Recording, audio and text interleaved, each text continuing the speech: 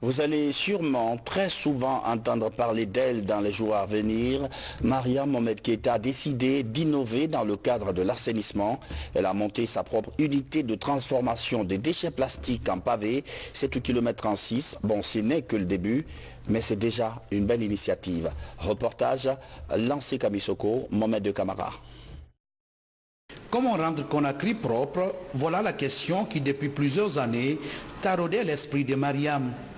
Après avoir participé à plusieurs campagnes volontaires d'assainissement, la jeune dame a voulu trouver une solution pérenne à cette problématique. Dans un premier temps, elle se lance dans le volontariat avec la Croix-Rouge guinéenne. Là, Mariam bénéficie d'une formation en entrepreneuriat appelée « Oser innover ».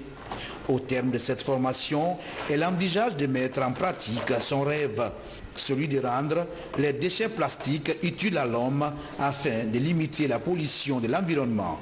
Ainsi commencent les premières démarches. Ma formation avec la structure Oser Innover sur le financement de PNUD m'a permis de savoir ici qu'une frustration peut être une opportunité. Et moi, c'était ma plus grande frustration à Conakry. J'ai essayé toujours comment trouver une solution par rapport à ces plastiques dans les rues. Maintenant, après analyse, j'ai trouvé qu'on peut faire beaucoup de choses avec ces plastiques jetés dans les rues. J'ai essayé de me connecter sur l'Internet et trouver des solutions. Qu'est-ce qu'on peut faire des plastiques? J'ai trouvé qu'on peut faire des pavés et des briques avec ces plastiques. Ces tas de déchets plastiques constituent la matière première pour l'entreprise de Mariam. Ramassés ça et là à travers la ville, ces plastiques sont fondus dans une cuve puis mélangés avec du sable. Un mélange avec lequel les pavés sont fabriqués à l'aide des moules de différentes formes.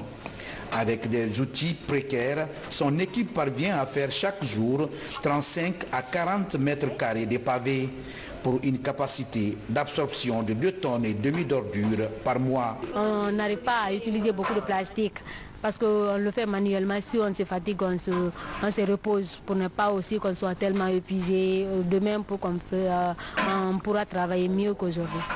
Aujourd'hui, Mariam a 4 autres employés qui évoluent à plein temps avec elle dans son entreprise.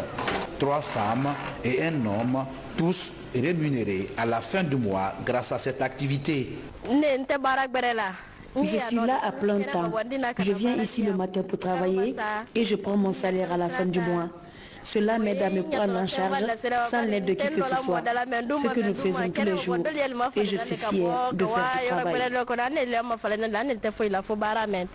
Âgée d'une vingtaine d'années, Mariam est diplômée en gestion informatique et comptable à l'Institut professionnel moderne d'Équipé. Avec cette première expérience réussie, elle ambitionne d'élargir ses points de transformation des déchets plastiques à d'autres communes de la capitale dans un premier temps et à toutes les préfectures. C'est là pour faire profiter les populations de l'intérêt des déchets plastiques tout en gardant notre environnement sain.